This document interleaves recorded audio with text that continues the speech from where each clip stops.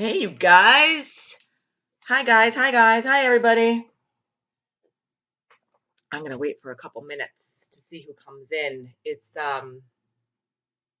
No Makeup Monday. And it's very windy here in New York City. It's about 7,000 degrees in my apartment and about 50 or 45 degrees outside. And we are supposed to be getting a nor'easter in the form of rain, according to Will, who told me that last night. Um, and So it's really windy out. And as you guys come in, just let me know that you're here. Hi, who's watching me? Um, so yeah, so today is it's kind of a crappy day. It's supposed to rain all day today and tomorrow. We're supposed to have crazy winds. I was talking to Amy this morning and she was saying that there were tornado warnings in Florida yesterday. And I saw it on the news that Georgia got hit by some tornadoes and some stuff. So crazy weather happening around the continental United States, I will say. Um, so be safe out there, everybody. Pay attention to what's going on in your weatherland. Uh, so hi, it's Monday. Had a crazy weekend. I want to tell you all about it in a minute. Um, but also Jackie and I, we do our Sunday morning or Sunday check-ins, Saturday or Sunday check-ins to talk about the week ahead, and plan for our week and what we're presenting in the Why Am I Yelling Facebook group and out to, um, social media and all that stuff, for the follows. And we decided that since this month, I know I say it all the time or every day or whenever I'm on these videos, but I am really impressed with the Facebook group that we are building. And I could not possibly be more grateful for you guys. Um, this month's challenge, we kicked off 2017 like in a big way. And um, I'm super excited about this challenge. We really should have done it for the whole month, I think. But it's the What's Your Word challenge. And if you're not in the Why Am I Yelling Facebook group, I implore you to please get in there because it's fun and there's lots of moms and dads and not even parents, lots of men and women in there. Really just sharing ideas and getting through life together is really what we're doing. And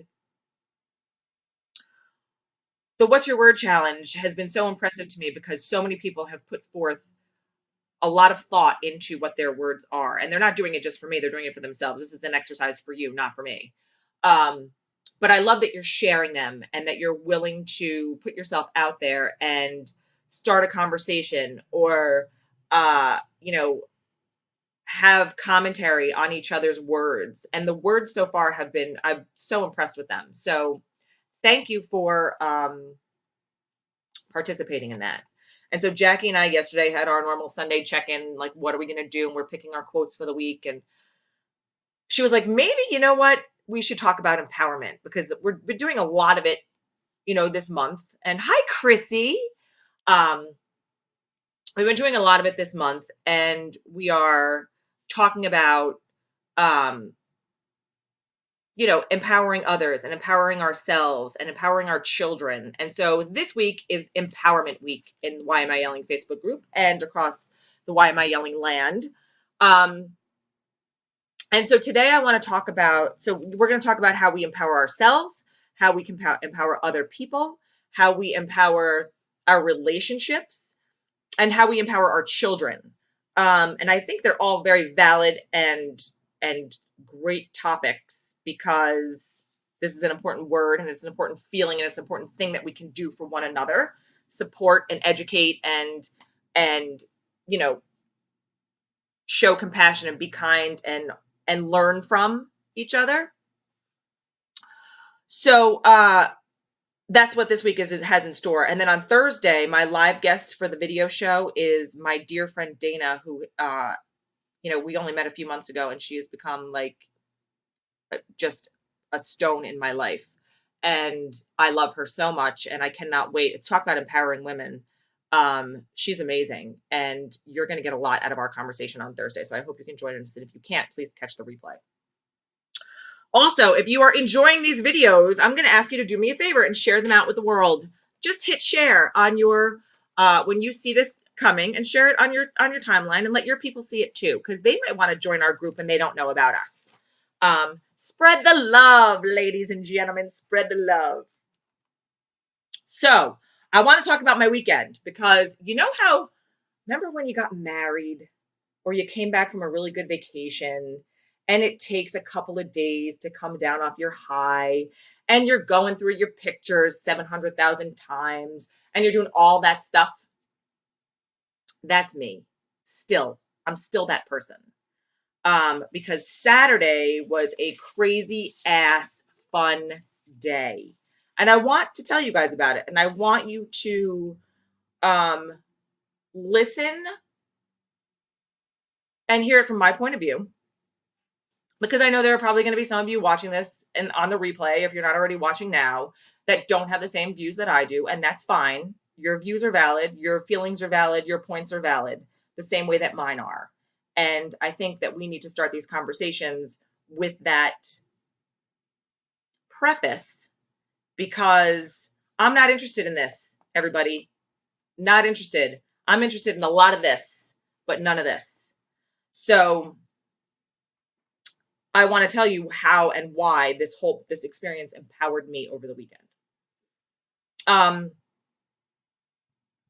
I want to start with the idea that, you know, after you come home from an experience like a march where millions of people are, you know, in the streets with you, peacefully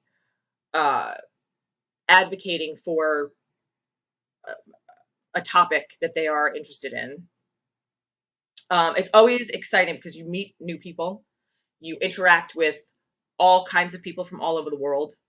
And, you know, I'm a little bit spoiled by that because I live in New York City. And so I do that every day, a lot, all the time. But to have 500,000 people in a concentrated space, you know, 500,000 people is no biggie for a New Yorker, right? But when you're in a 10-block radius and you can't move, and now you're bullshitting with the people next to you, and you're high-fiving with the people over here, and everyone's laughing and having a good time, and it is actually an atmosphere of love and connection and empowerment. Hi, Laura. Laura was in DC. I mean, so amazing.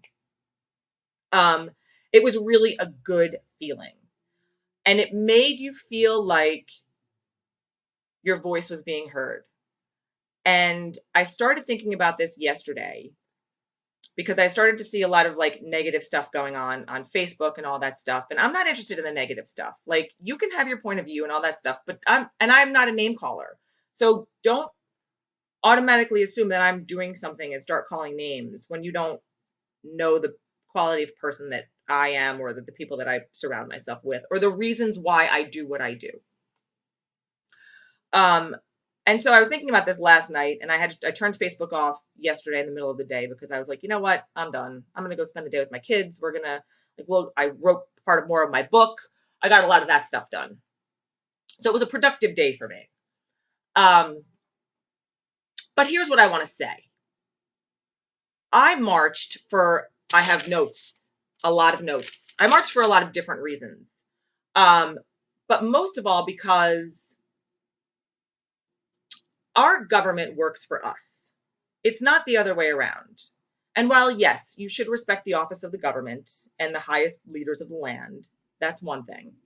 But another thing is to have your employee, think of it this way, to have your employee hear you speak is really what this is, or your employer speak, right? So we, the people of the United States of America, employ the government. They work for us on a very grand scale.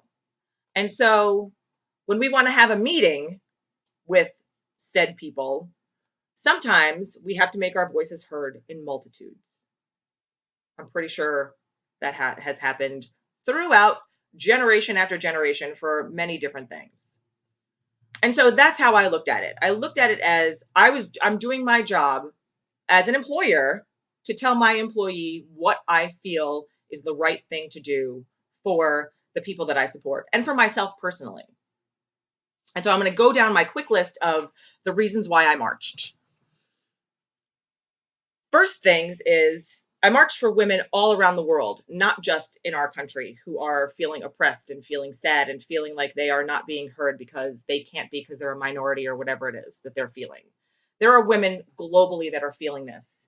And it was so inspiring to wake up on Saturday morning and see your Facebook feed with other countries starting this march before we even started ours. The solidarity and the support undoubtedly is an empowering feeling. The world was watching. And we, as already the greatest country in the world, not the second greatest, not the third greatest, we're already the greatest. We lead by example. And so if we are expecting to have our rights, men's rights, women's rights, civil rights, human rights, all the rights be equal, then we should implore that upon our sisters and brothers and cousins and nieces and nephews and parents all across the world to have the same thing. And so I march with them. I march with the women who are still living with violence and abuse in their lives. That to me is despicable. It should not be happening. And we have to find a way to be better at making that stop. Call your congressman, talk to your local people, get involved, join, volunteer at a shelter, do whatever it is you have to do if that's something that's a passion of yours. Helping women who can't help themselves. They don't have the means. They don't have the knowledge. They don't have the know-how. They don't have anywhere to go. Be a catalyst for change. I march for them. I march for women, and I am one of those women, or have been in the past, for who have not received equal pay for equal work. I have absolutely, without question, been there. There have been men in the companies that I've worked for in the past that have been doing the same jobs or jobs that were lesser of mine that were being paid more than I was. How is that okay? It's not okay. I march for that. I also march for the women, while we're on the work subject, who are being harassed in the workplace, verbally, uh, what else? Inappropriately, being spoken to inappropriately, being touched, being profiled, whatever it is. Guess what? That's me too. That happened to me. And when you complain or when you go to someone to have the situation rectified and it falls on deaf ears, that doesn't feel so good. I know because that's my experience. And so I marched for that reason, because that has to stop. It is not okay when somebody does not have the consent to speak to you inappropriately or touch you inappropriately or do anything to you inappropriately. I don't care how you look. I don't care what you wear. I don't care any of it. It's not right. I march for that reason. I also march for the women who are being sexually assaulted and the privileged white boys who are getting away with it, who should not be. I also realize that I am the privileged white female. I know that. And so, as being part of that stereotype, I feel like it is part of my responsibility as a human being to take place and participate in these marches, because there are women out there who don't feel that empowered, who don't have that idea or that view that they can, because they are a woman of color or they're a woman of a minority, which, oh, by the way, I live in New York City and I am soon to be a minority, which is fine with me because it doesn't fucking matter what color you are. I don't care. I march for those people because our rape culture is it's disgusting and it has to stop. I march for the love of all humanity. I march for the love of women who at some point may not be able to choose their health care. What are you talking about? My body, my choice. That's how it goes. What I do for my body does not concern you. And yes, we might not agree on what each other does with each other's bodies, but it's still my choice. And I get the religious factor. I get that some people might think that it's ethically and morally wrong, but it's still not your body. And so I march for that reason. I march for my sons because I want them to see how important it is. In fact, they don't even understand it because Wyatt's like, what the hell are we doing this for? He's like, everybody's the same. Why are we even doing this? Why is this even a discussion? What is this? They're confused because our children don't know. They don't know the difference between black and white and red and blue. Everybody's friends with everybody in our kids' minds. And that's how it should be. It doesn't matter who you worship. It doesn't matter what color you are. It doesn't matter your economic standing. It matters that you are a good, kind-hearted person who wants to do good, kind things in this world and go out and make a difference. That is what matters. And I'm raising my boys to do exactly that. Make good choices. Be kind to one another. That's where we have to start. This name calling bullshit has to stop. Like, it's over the top and it's ridiculous. And just because we are asking our government to work for us and we're trying to hold them at a higher standard than, hey, boys will be boys, we're getting pissed all over. And that's not nice. Just my 2 cents. It's just my 2 cents. I march for my sons. And, you know, I also march for, there are two people in my life who have never once doubted a decision that I've made. And I might cry, but I might not because I've been thinking about this for the last several hours. So I might be able to get through this. One of them is my husband. He has never, we've been together for almost 20 years. It'll be 20 years this year. He has never ever said to me, no, you can't do something. No, I don't support that decision. No, you'll never make this happen. Never, not once, ever. And so I march for that. I march for our union and the union of all other people who have the right to love who they love. Why is that a problem? I don't get it. Love who you want to love, marry who you want to marry. It's not directly affecting me. You're not hurting anybody else. Choose the people that you want to be with. So my husband is the first person who has never once wavered from any decision that I've ever made and told me, I've got your back. He's my ride or die. Thank God. I need one of those. He keeps me sane. And the other is my grandmother, who is no longer with us. But for my whole life, she always said to me, as long as you are okay with whatever decision you are making, and you are looking at it with a clear head and a clear mind and a full heart, you will always have my support.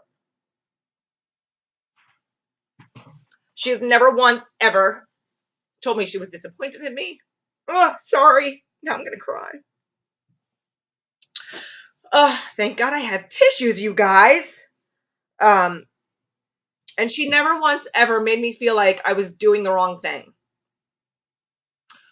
Anytime I went to her for counsel or just to have a conversation or whatever it is that I was talking to her about, she always would say to me, you will always have my support. And, you know, I have said this in past videos. I know I have, but she's my guardian angel. And I know that she was with us on Saturday. I know it. And I know that she was proud of us. And she would have said, I support you because you think and you feel and you know in your heart that you are making the right choice for you. And that's all that matters. And so that's why I march. And now I want to tell you a little story about the march itself, because it was fun, you guys. There were so many bright and smart and caring, and it was such an upbeat and positive day. And it wasn't bashing, and it was peaceful. And at one point, you know, we started at Lexington and 42nd, and it took us 2.5 hours to go a block and a half. And for those of you who have been to New York City, you know it takes about 37 seconds to do that. So it was like being on one of those lines at Disney World, and you're just waiting and waiting and waiting, and you don't have the fast pass. So you're hanging around and you're talking to all the people around you. And at one point we get up to Grand Central, and there are 2 police officers standing there, a man and a woman, and they're, you know, partnered together, whatever. And so I start bullshitting with them because what else are you going to do? hey guys, how are you? How's your day going? Is this too crazy for you? Like, what's going on? And the guy looked at me and he said, you know what? This has been so fun. This has been awesome. Everyone has been nice and kind and caring and compassionate to each other. Everyone has been generous. No one's been nasty. There's been no like derogatory stuff. Like, this is what it's supposed to be. He said to me, he's like, you guys should be proud of yourselves for pulling this off, because this has really been an inspiring day for so many people. I got that from one of New York's finest. And his partner, who was a woman, said to me, I love that you have your kids here with you because you're teaching them the value of democracy. And then there was this chant that we were doing. It was say, this is what democracy looks like.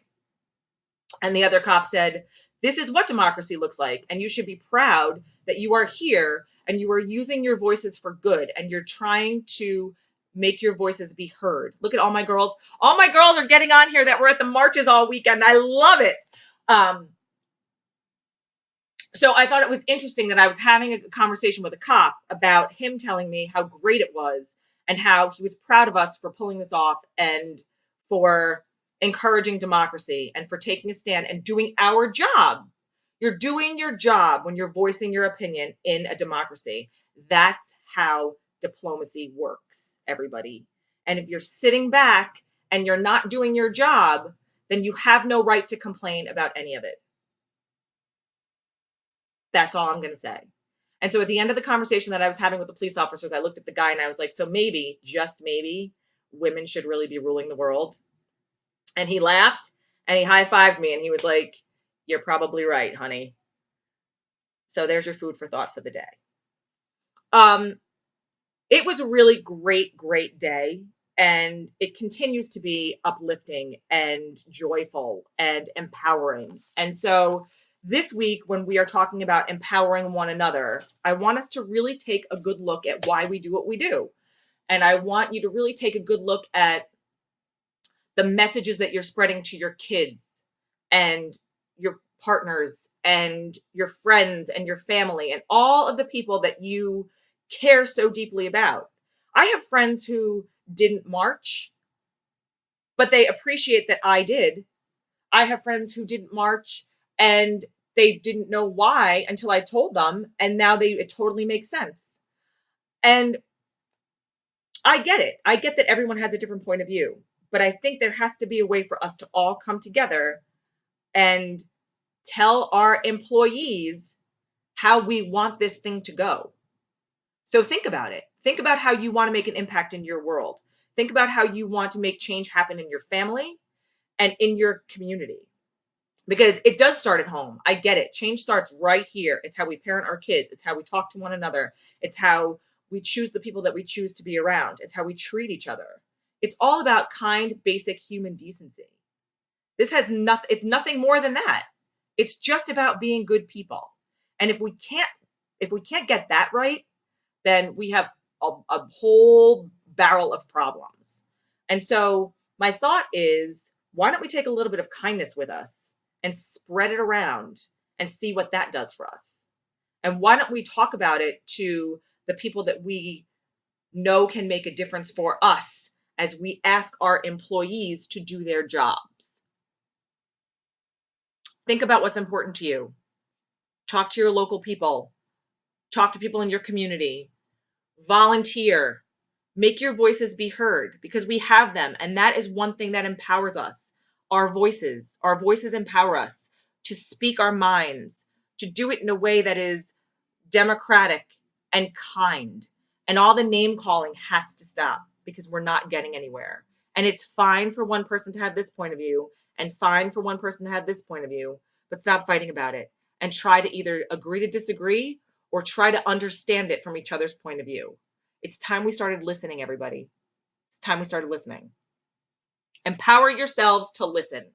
Empower yourselves to take this message and listen and act. If that is if you feel compelled to do it, then do it. I think it would be a great thing. That's how I felt empowered over the weekend. If you have a story that you want to share, bring it. I want to hear it. I want to know about it. I want you to tell me about it. I can't wait to hear about it. Because I love it. I love that things like this are happening, and I love that they are happening in a peaceful way. And there was not one arrest made in 3 million people. That's pretty impressive, you guys. Like, see, we can keep it together. We're not a bunch of animals. So yeah, so that's it. So day 2 of Empowerment Week tomorrow is not going to be so heavy. And I probably won't cry tomorrow like I did today. But we're going to talk about empowering other men and women in our lives and how we can do it. I'm spending the day with a very special person in my life tomorrow, and I'm probably going to go live with her, unbeknownst to her. She might be seeing this later.